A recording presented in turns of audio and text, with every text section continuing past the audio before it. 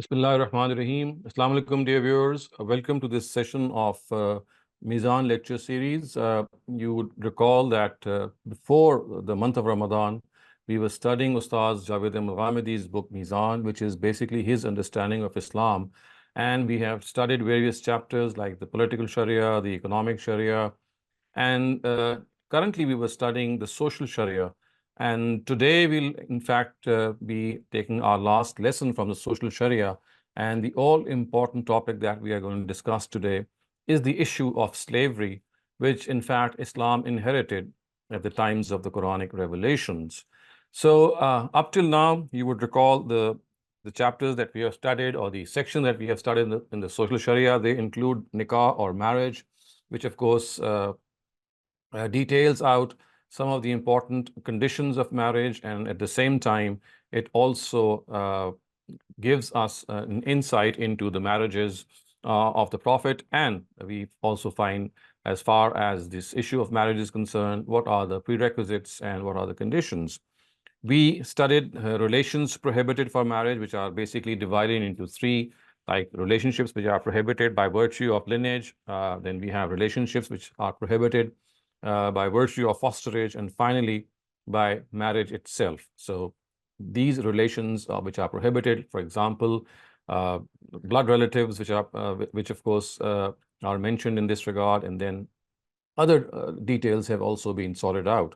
The third topic that we discussed were the bounds and conditions of marriage, and the fourth one included rights and obligations of the spouses, and both rights and obligations, of course, they had been dealt with in detail, because on these rights and obligations depend the prosperity of the family. Fifthly, we studied polygamy, which of course is something which was rampant in the times of the Prophet, and it was limited to a certain number and also made conditional to justice. So we had discussed that as far as an ideal family is concerned, the Almighty created Adam and Eve to signify that it ideally comes into being through the union of a single husband and wife, and it is only through, in certain contingent circumstances, that this institution of polygamy is allowed. Sixthly, we studied the etiquette of sexual intimacy. Again, this is something of a very important nature, because there are a lot of misconceptions regarding this topic, which is like a taboo topic. It is seldom discussed, and there is also a lot of disinformation found regarding sexual intimacy and education related to sex, which of course includes education of our children as well as adults. Seventhly, we studied Ila, which is a particular form of separation in the times of Prophet Muhammad. It, in fact, is a form of oath in which a person would swear. He would take this oath that he will not have any sexual relation with his wife, and the Almighty warned them that they have to come to a certain decision, and they just cannot leave their wives into a limbo. So they either must continue these relations or gracefully withdraw from them. So this Ila is basically an oath which was taken by people to not have sexual relations with their wife.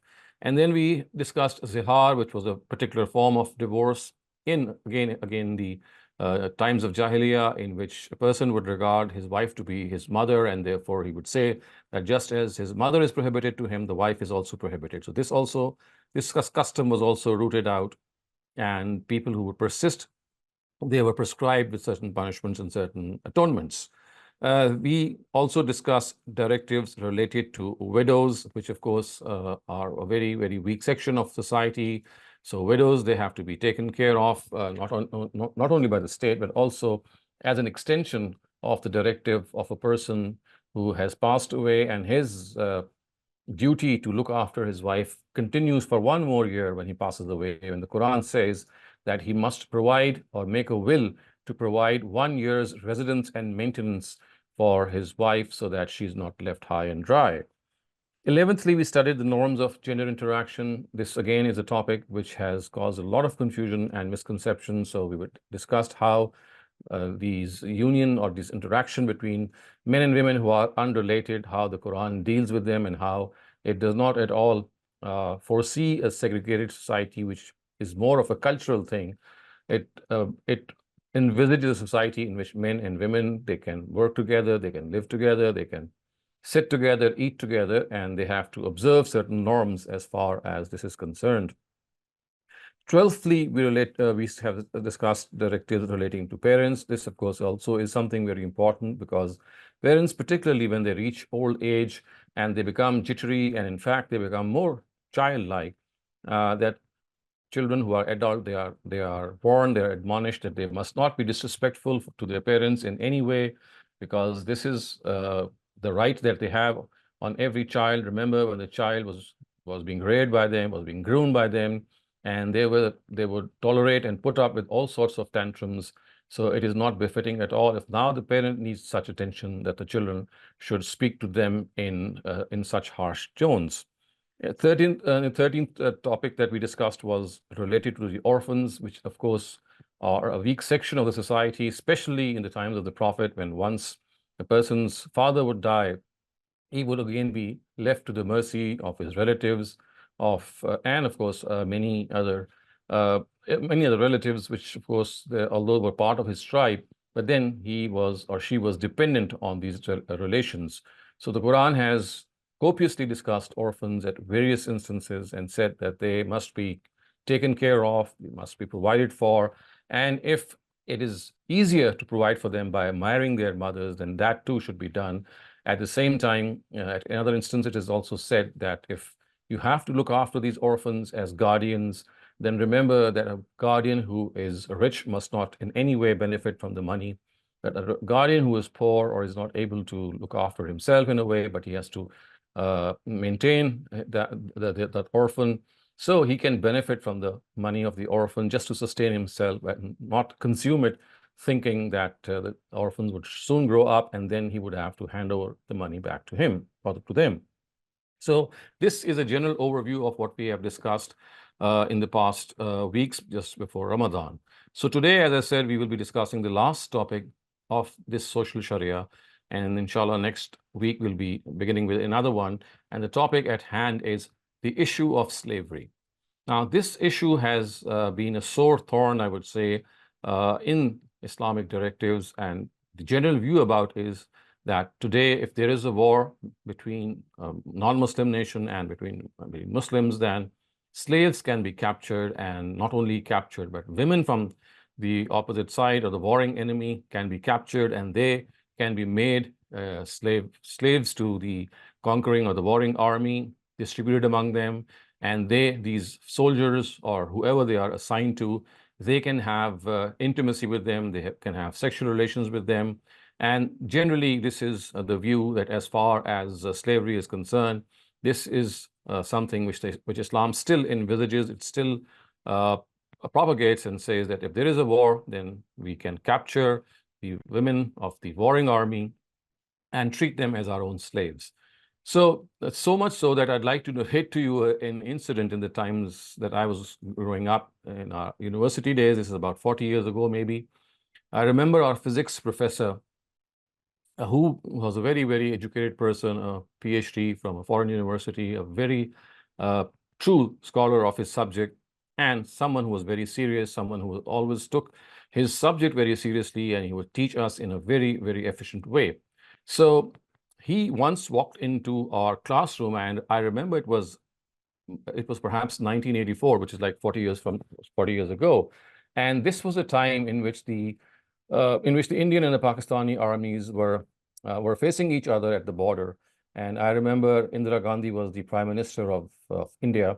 And it was at that instance that we were actually spending days. And I remember it was the month of October also, incidentally. And it was October of 1984. And so our teacher merrily walked in one day, and before he even began his lesson, he said that, well, if there is going to be a war between India and Pakistan, I'm going to capture Indira Gandhi and make her my slave. And all of us in the class, we were shocked. We were shell-shocked, and we didn't know what to say, that here is a professor who is such an erudite person, such a learned person, not that religious, so to speak, but when it comes to slavery, when it comes to making someone slave, such is the rampant nature of this concept that even a person like him had the audacity or had this desire to say that, well, if there's a war between India and Pakistan, he will make Indira Gandhi as a slave lady. So the shock that came to us, of course, I mean, that shock is still continuing after 40 years. Whenever I recall that incident, it sends goosebumps down my skin. And it also goes to show that how deeply rooted this issue is, that even people who are not that deeply religious, they think that this is a right that they have, and Islam has given sanction to slavery, and we have to have intimate relations with slave women. Let me also point this out, that the reverse was never the practice in the times of the Prophet. So for example, slaves who were men, slave men, they were never intimate with their women masters or mistresses, so to speak. So this custom in Arabia to have sexual relations with slaves just was confined between the master and his slave woman or slave lady. It never happened between a mistress and her slave man.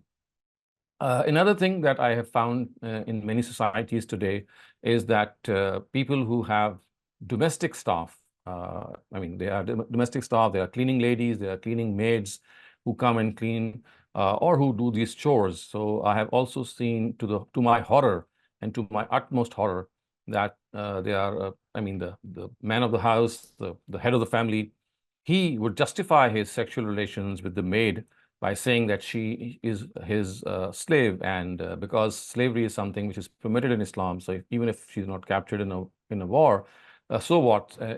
She's still a domestic servant or a domestic attendant. So I have seen how this directive has stretched to domestic staff as well, and not only being stretched, as I said, it is justified. So to our horror, of course, now comes this important part that we have to see and discuss, that how come an inhuman institution, which, so to speak, was something that we should have thought, or we would have thought, that Islam has come to totally eliminate it. We end up finding that it is part of our Islamic directives, a very important part. Every single person that you will discuss this issue with you, whenever you will discuss it, especially with the clergy, you'll find it that they are in favor of this. Not only in favor, they think it's a thing that we have to do. So prisoners of war have to be captured, and those prisoners who are women, they can be distributed among the army and assigned to soldiers or wherever you can send them. And this extramarital contact is something which is not proscribed, which is absolutely allowed by religion. Now, let us look at how the Quran has treated this topic, and also see that what exactly is the situation.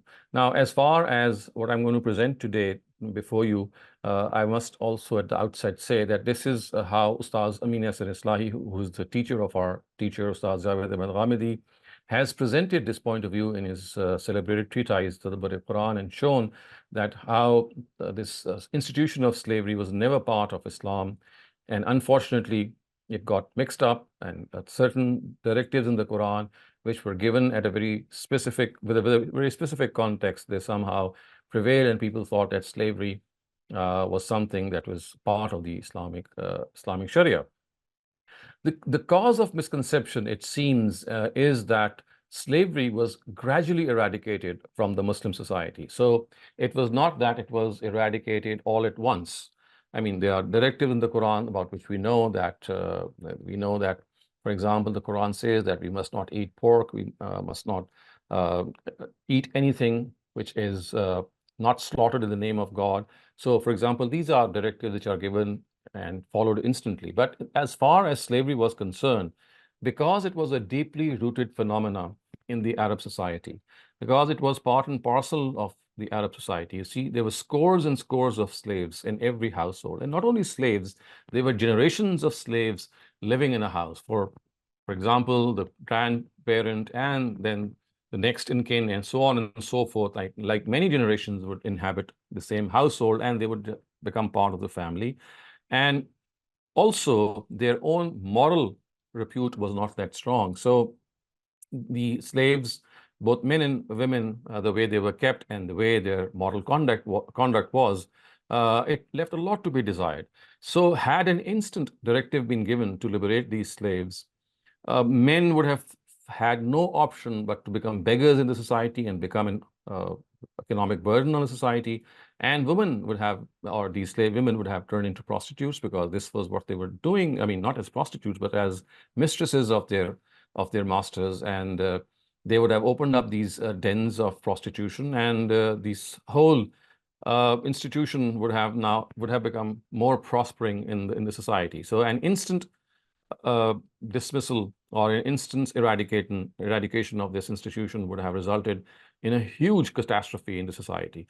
So Islam actually adopted a gradual way to eliminate the institution of slavery, keeping in view its deeply rooted status in the society. And as I said, had it given an immediate directive, things would have taken a really bad shape. So a very gradual process was adopted, and various measures were taken gradually. I'll describe them before you today. And basically, this would be a summary of Ustaz Amin Hassan Islai's point of view, and see that how gradually, near the end of the Prophet's tenure, a directive was finally given in which it was said that if a slave wants to get himself or herself liberated, then for a certain piece of work or chore, or a guarantee that he or she would not become an economic burden, then every person, every slave man or woman who would demand freedom has to be given that freedom, and no one can in any way stop them from being liberated. But this was a gradual process that was adopted. So just to give an analogy to you, social customs which are deeply rooted in a society, they cannot be dismissed or they cannot be eradicated by a single stroke. And that would, as I just said, would create a lot of problems and commotion in the society. Take the case of dowry, which is part of many Eastern cultures, especially India and Pakistan, and people who migrate from India and Pakistan to other parts of the world. So the dowry becomes an essential part, and this is something of a burden on the bridegroom's, on the bride's family. Actually, the bride has to provide for the things that actually are the responsibility of the bridegroom. So we see in our society, which is basically a poor society, 90% of the people are they have these wants and desires. Over 50% are living below the poverty line. But if you have to get your daughter or your sister married, then unless you give a certain amount of dowry, that wedding is not going to take place. And if you say that you're going to eradicate this custom by not doing so, it's not going to sit well, because when these brides, they go to their homes, then they face these allegations and these taunts. So it's like a vicious circle. If they want to do away with something, it becomes still part of it. And if you don't want to do away with it, then it's something which stops marriages from taking place, because unless you have a certain amount or a fair amount of dowry, which costs a huge amount of money, you're not able to get your daughter or your sister married. So, for example, if dowry is something that has to be that this has to be reformed, or this custom has to be reformed, then this cannot be done by a single stroke of the pen, or maybe a single ordinance, because it's so deeply rooted that it'll take some time. You'll have to change the mindset of people. You'll have to make them realize that this is the responsibility of the groom, not the bride, to bring all sorts of things, and you cannot make a demand. And in fact, it is against decency to ask for the bride's family to give a certain amount of furniture or these essential items of a household. So you would need to do a lot of mind building, a lot of pre-marital, you can say, build up is required to change the mindset of the people. And then slowly, of course, this evil custom would be rooted. So in a very similar way, because of its deeply rooted position in the Arab society, the Quran adopted a very, very, very gradual way to eradicate it. So it took two very broad, I would say, measures, and one related to the fact that no new slave would be made. Because you see, the greatest source of slavery in the times of the Prophet were these wars, and slaves would be made by capturing prisoners of war and making free people turn into slaves, whether they are men or women, and then they would be distributed among the army. So this was one measure. I mean, this was one area which Islam needed a very strong directive. And the other area was about existing slaves who were already found in households in a very large number. So two distinct categories and two distinct separate affairs must be understood. So one was the creation of new slaves, or the making of new slaves, and the other was how to deal with existing slaves. So as far as the first category is concerned, in which making of new slaves was the issue, So Islam gave a directive, or the Quran gave a directive, in which it immediately said that when there is a war between Muslims and the disbelievers, so this directive was revealed uh, close to the Battle of Badr.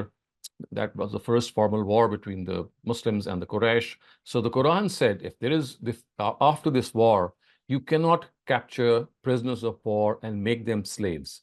So in Surah Muhammad, this directive was revealed that if you capture these prisoners of war, you must set them free, either through ransom or without ransom.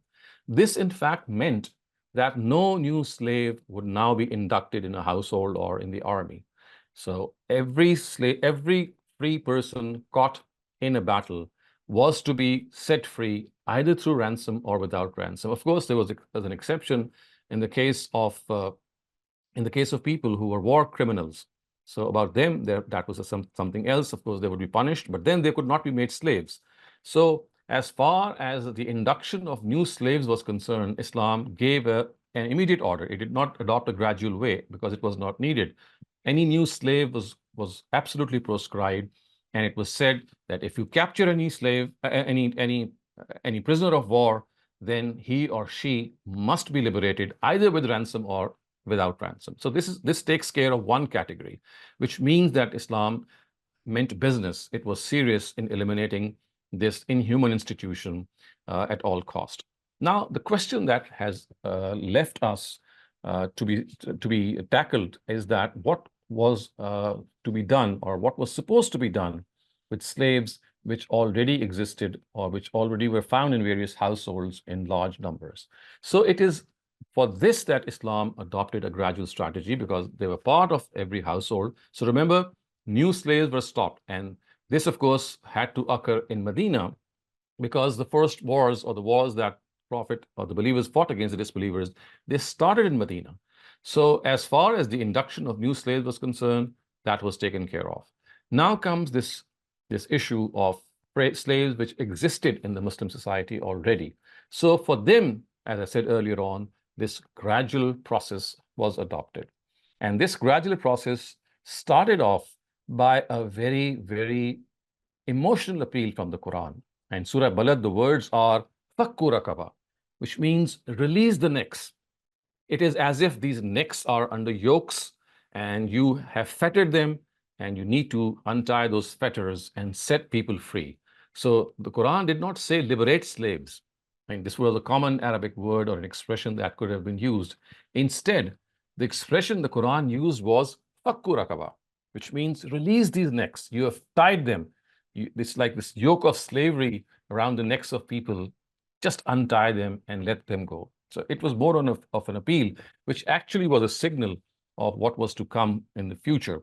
Let me also narrate before you how the Prophet asked us that, as far as this appeal is concerned, which the Quran has shown, what he himself in this regard had said. So he said that whoever liberated a Muslim slave, the Almighty, in return for every limb of that slave, would shield every limb of that person from hell. So again, as the Quran had briefly spoken by saying the words, release necks, or just liberate these people who are under the yokes of slavery, in a similar way, the Prophet himself urged people that they must set free these people that are working with them in these conditions. And it says that in return for every limb of that slave, the Almighty would shield every limb of that person from hell. So that was a huge appeal that was sounded. So this was the first step. This was the first measure which the Quran took in emancipating slaves. It was a gradual way, and the first step it took was that this appeal was sounded in a very emotional way.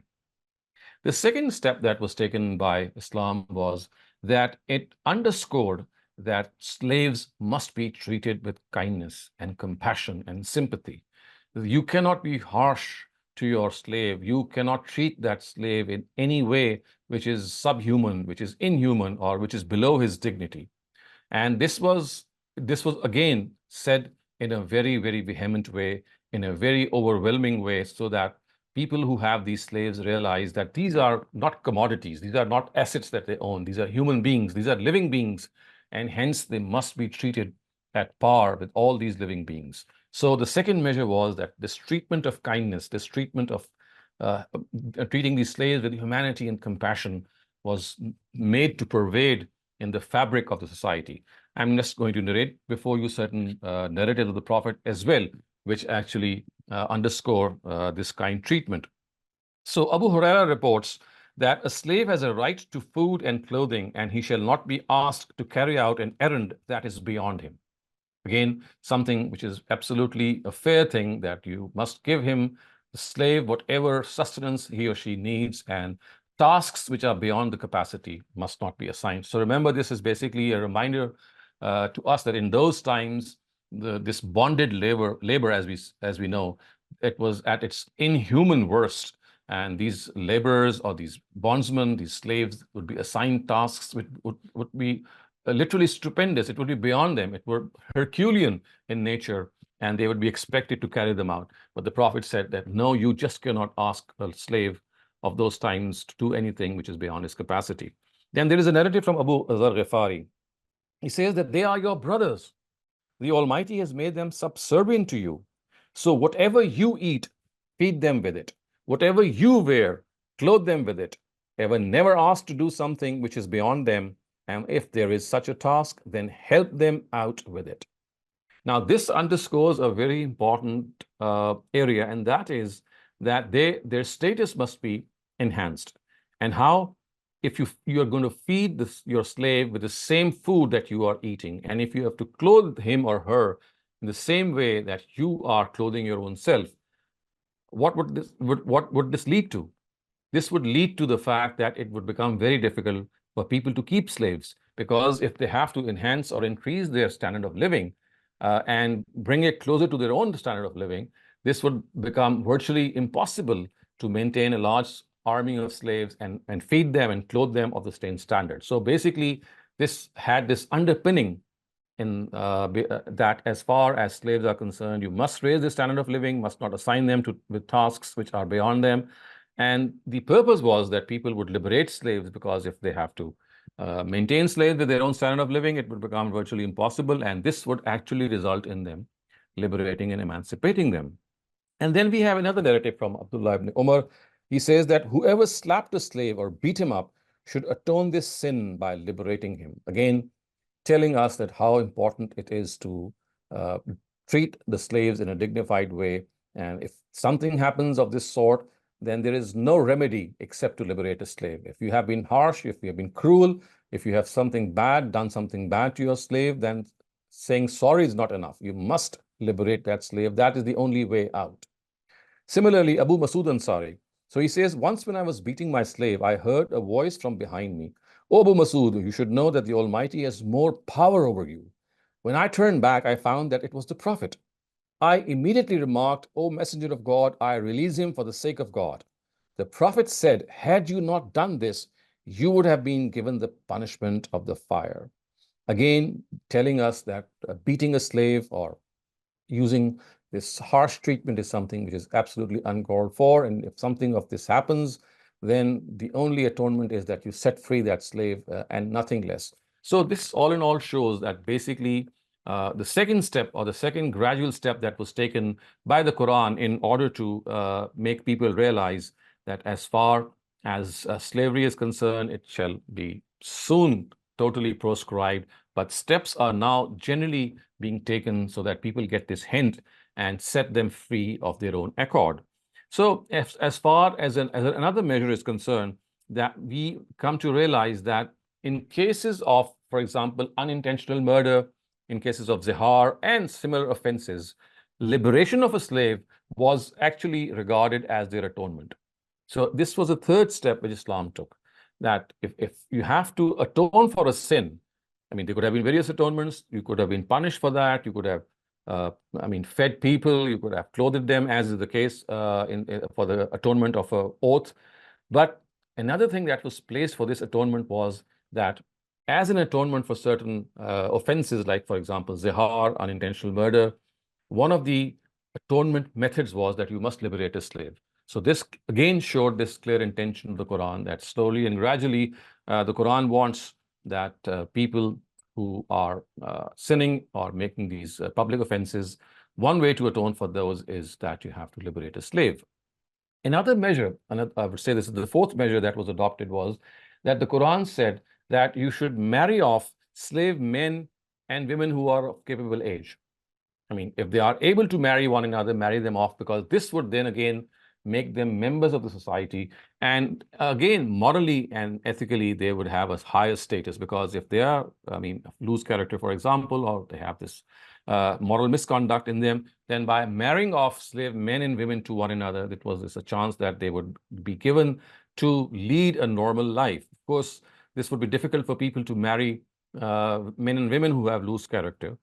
This is a cultural misadjustment, but this would have been certainly something that did happen, and it could happen, that men and women who were equally morally corrupt or had looser character, they would be wedded off to one another, so that once again, they do not live in a life of sin, and they live as proper husband and wife.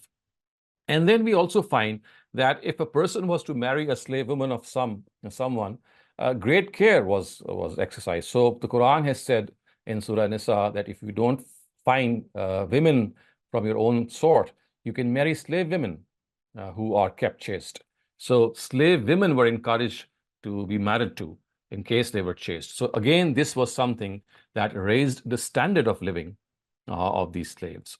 Then the sixth measure that was adopted was that as far as slaves are concerned, fornication, I would say, or let me also say that as far as the sixth measure is concerned, there was a head that was fixed in the public treasury, and that was that a specific head would be, or a specific amount of money should be given to the public treasury, and that money would be used to buy slaves and set them free. So that was another thing that was adopted by the Quran, that as far as the money was concerned, the zakat money was concerned, it would be collected by the state, and one portion of that zakat money would be used to buy off slaves from their masters and then have them set free. And the seventh measure, view that was adopted was that fornication was regarded as prohibited. Now remember, it was these prostitution centers which flourished amongst these slave women especially. And once fornication was proscribed and it was made a prohibited item or a prohibited thing, this again was something that put a stop to it. And then we also find, dear viewers, that the Quran also changed our mental attitude towards slaves by telling us that we must not call a slave by the name slave. In the Arabic word, the word used for a slave is ghulam, and the female equivalent is ama. So instead of using these words, the Quran says you use the words that you use for free men and women, which is fata and fatat, or boy or girl that you would say, or a man or a woman. So it was prohibited that you would use the word slave in order to address them. And this again went a long way in changing the psyche of people, as we all know.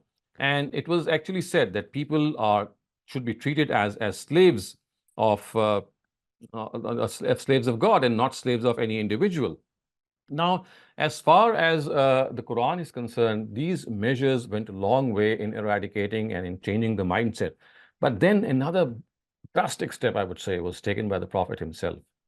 And he actually asked his cousin, Zainab bint Jahash, to marry his own slave, Zayd ibn Harisa, who he had set free. So remember, even if a slave was set free, the mindset about that slave would not change much, and still people would have this baggage that, well, once upon a time he was a slave. Even if he or she is now liberated from those shackles, what does it matter? In the past, he or she was a slave. So in order to curb this mindset, the Prophet actually convinced Zainab bint Jahash, his cousin. Of course, she was a very well-groomed, a very highly respected, a noble woman of the Arab society. And the Prophet said that, well, he would like his liberated slave boy, who was Zayd ibn Harisa, that she could marry him. And the intention of the Prophet was that if a slave or a former slave would get married to a noble woman of the Arab society, then this would raise the standard of slaves, and slowly they would become acceptable in the society. Yes, we know from history that this marriage could not last much, and ultimately Zayd ibn Haritha had to divorce Zainab because he thought that, well, she and he, there is a marked difference between the two, and he's not able to stare her in the eye, and he's not even able to be a husband the way a husband should be. So that class difference struck in his mind. He could not maintain that, and in spite of the Prophet's uh, pleadings, I would say, which are mentioned in the Quran, that please don't divorce your wife like this, because the Prophet knew the repercussions. But Zayd could not help it, and he ended up divorcing. But nonetheless, it shows how far the Prophet went so that he could liberate or have the standard of living of these slaves be raised to such an extent. So these were the gradual measures, as I said, which were adopted for those slaves who already existed. And then one final measure that was taken by the Quran is something that I'd like to mention before you. This is mentioned in Surah Nur, which is the 24th Surah of the Quran, and this is verse 33. It says, وَالَّذِينَ يَبْتَغُونَ الْكِتَابَ مِمَّا مَلَكَتْ أَيْمَانُكُمْ فَكَاتِبُوهُمْ إِنْ عَلِمْتُمْ فِيهِمْ خَيْرًا وَآتُوهُمْ مِمَّا اللَّهِ الَّذِي آتَاكُمْ. And if any of your slaves ask for mukatabat, give it to them if you know any good in them, and for this, give them out of the wealth which Allah has given to you. So this term of mukatabat, it is used in the Quran, which means an agreement which would be made between the slave, who would aspire to become free, that he or she will guarantee by doing a certain task or certain chore that she will not or he will not become an economic burden on the society and live as a graceful person.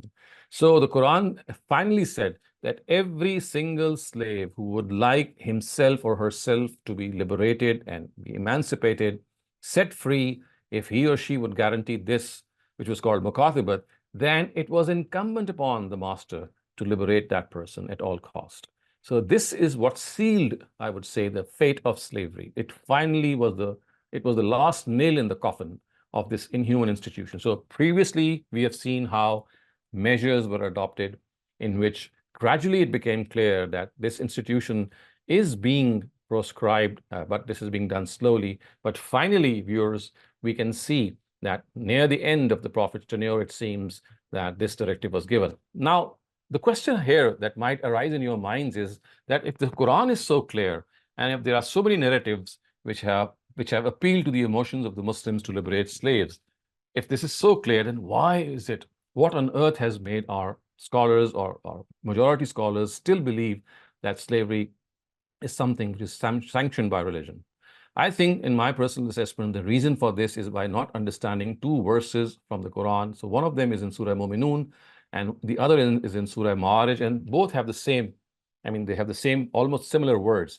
So it says that these verses say actually that sexual relations between a person who is a chaste person, who is a pious person. So these verses or these words occur when the Quran is enumerating the qualities of a believer, how good he should be. So whenever you'll find these instances being narrated, particularly in these two instances, you'll see that the words used are that they do not, the words are illa ala azwajihim aw ma malakat aymanuhum, that they do not commit extramarital sex except with their wives or with their slave girls. Now, this is the cause of misconception, I would say, because these two verses still exist in the Quran, and when you find them in these two surahs, of course, you would say that, well, you can have sexual relations with your wives and with your slave women. How could the Quran proscribe them when it clearly says so? So you have to understand, and this is the point that we need to be very careful of, that during the time that slavery was being gradually eliminated, remember that was a gradual elimination. So the door for any new slave was shut tightly when it was said that you cannot entertain any new slave, you cannot make any prisoner of war a slave. So that was the end of that. But for existing slaves, these gradual measures were adopted, and it was only later in the times of the Prophet when it was totally banned. But during that time, because of this gradual elimination, this sanction was still given to slavery. So remember, it was that transient period in which slavery had not yet been fully proscribed, but there was a tremendous movement against it going on, that liberate slaves, make them equal to your status, do not call them as slaves, etc., etc. Some of the measures that I have just referred to. But during this time, although an appeal was being made, but slavery was still given sanction until, as I said, the very last verses were revealed, which are the verse of Muqatibat, which I just read out before you.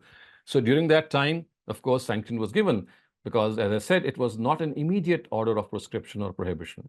So these two verses, they became, to me, it seemed that they became the cause of this misconception that because Islam has said that people can have sexual relations with their wives and with their slave women, that they think that this is an eternal directive, without realizing that these two verses were actually revealed during the time when slavery was still in vogue, but it was being gradually eliminated. Until that time happened, it was that interim period in which these verses were revealed. So without realizing that these were the interim verses for that period in which slavery was, although being, through an emotional appeal, it was being eradicated, but still it did not stand eradicated until a certain point of time. And before that point of time arrived, this sanction was still given, this allowance was still given, and consequently we find that the Prophet himself had a slave, Maria, who was gifted to him by the king of Egypt, and I will discuss more about it when you have questions. But as I said, this was one reason that the Prophet had a slave woman gifted to him, and he did not set her free. The reason, of course, that I have always tried to divulge is that during the time slavery was being given sanction, someone had to show how to treat slave women. So the Prophet, it seems that he made it a point not to liberate her, because that would have been not only disastrous for her, because she had come from a foreign land, she would have no place to go back, because it was a custom in those times that you just could not return a royal gift. And at the same time, of course, there was an example that needed to be set before Muslims that who were still keeping slaves, that if you have to keep a slave woman, then this is how you should keep her. And the way the Prophet dealt with Maria, it speaks volumes of how he actually treated her like his wife, although she was not in the status of his wife. But the benefits that she enjoyed, the respect that she enjoyed was no less, if not more. So, as I said, those verses actually belong to that interim period. And without realizing that these verses belong to that interim period, scholars have made these two verses as directives which give an eternal guidance that you can have sexual relations with your wives and with your slave women. And as I said, this is something that belonged to that interim period. So with this, I come to an end to this topic, and also with this to this whole major topic of social Sharia, by just summing this up before you, that slavery was gradually eradicated, and talking about that part in which slaves existed. But as far as new slaves were to be made, that was done by a single directive of the Quran, that no new slaves would be made. But as far as the existing ones were concerned, they would be gradually eliminated because of their deeply rooted nature. And once this had happened, we know from Surah Nur that every single slave was given this permission, or given this permit, that he or she could guarantee his or her own freedom from his master and lead a normal life. So now we turn to you and we open this forum for any Q&A that you might have. Thank you, Dr. Shehzad, for a beautiful explanation and clearing the misconceptions around this great, important topic. So now we are taking the questions. So, Dr. Saleem, Assalamualaikum. I just got a direct question in the chat. That's why I'm asking you that question. Somebody just asked that, is it necessary to recite the azan in the ear of a newborn child, and if it's important to say the surahs in sequence? Well, as far as the second question is concerned, if the questioner is asking about reading the surahs in the namaz or in the prayer, this is No, not in the ear of a newborn child. In the ear of a newborn child. Okay. So as far as reading azan or the surahs in the newborn is concerned, this is a much later addition than the Prophet himself. The first few centuries are absolutely devoid of this tradition. It is something that developed much later. This is evident if you look at history. So people today think that for a newborn, it is a part of the ritual of a newborn that you have to shave his head or give the azan in his or her ear. I mean, both these, as far as shaving off the head is concerned, this is an entirely optional thing. It's more of a hygienic thing that you might do. It has got nothing to do with religion. And as far as reciting the azan is concerned, again, this was never found in the times of the Prophet. In fact, the first couple of centuries are totally devoid of any such practice, and it is a much later thing that got developed. I mean, it got in vogue, And now it is as if everyone it's become so famous and it's become so pervasive that everyone thinks that it is part of the Islamic rulings, whereas it is absolutely not part of it. Okay, thank you so much. Thank you. Thank you, Bisma. Simanil Siddiqui, please unmute your mic and ask your question. Yes, Assalamu alaikum, Dr. Shehzad. Really Walaikum interesting assalam. lecture. I just wanted to know, could you please repeat the surahs that are relevant to the topic of slavery? And if there's any additional book or reading that you might recommend, that's my one question. And my second question is that if we were then today, in fact, sitting with individuals and this topic was to come up, can we now safely assume after this lecture that indeed this is not a practice that is that this is a practice that is misunderstood? The fact that women slaves can be taken in the modern world as we know it today to be used for sexual relations. So, as I said, yes, this is an absolutely fair assessment that you have made, but do have this, take this with a pinch of salt, and do remember that when you talk to people who are already religiously inclined, if they differ with you, they will differ with you because of that, as I just said, that misunderstanding, that because of those two verses which say that you can have relations with your slave women, notwithstanding the fact that those two verses belong to that interim period, because they think that these verses have an eternal, so to speak, circle of application, so they might not agree with you. So that is why I have presented their view as well. So before an educated audience, of course, you can present this and tell them that this is the counter narrative of the general narrative in which people think that slavery is rampant. So in fact, what I've just divulged before you is the counter narrative against slavery. And as far as these verses are concerned and the necessary or the relevant hadiths are concerned, I will advise you to look up two sources. So one of them is the Tafsir of the Tadabbur Quran of Ustaz Amin Hassan Islahi. You'll find it in the English language as well. This is Surah number 24, Surah Nur. And he has written a chapter on slavery during that exegesis of that surah. And he has outlined all these measures and Quranic verses.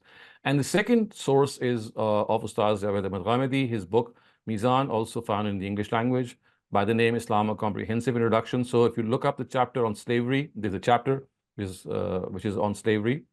So he has also given some more resources from Hadith literature which might be useful for your consumption. Thank you so much. You, and last but not least, which particular surah did you say is misunderstood? Yes, so these are two verses from Surah Mu'minun, which is the 23rd surah of the Quran, and the other is Surah Ma'arij, which is the 70th surah of the Quran.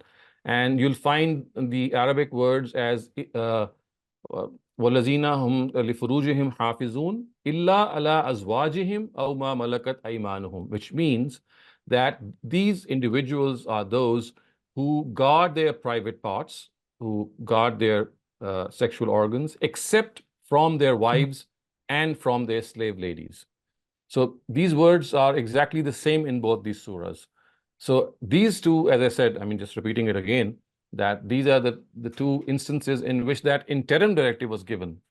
Because in those that gradual period of eradication, the time of proscription arrived near the end of the Prophet's ministry. So during that time, these verses had to be revealed, that pious people are those who do not commit any extramarital relation. So during that temporary period, having sex with your slave lady and with your wife was equivalent. It would be as if you're guarding your chastity. You're not looking outside your marriage bond.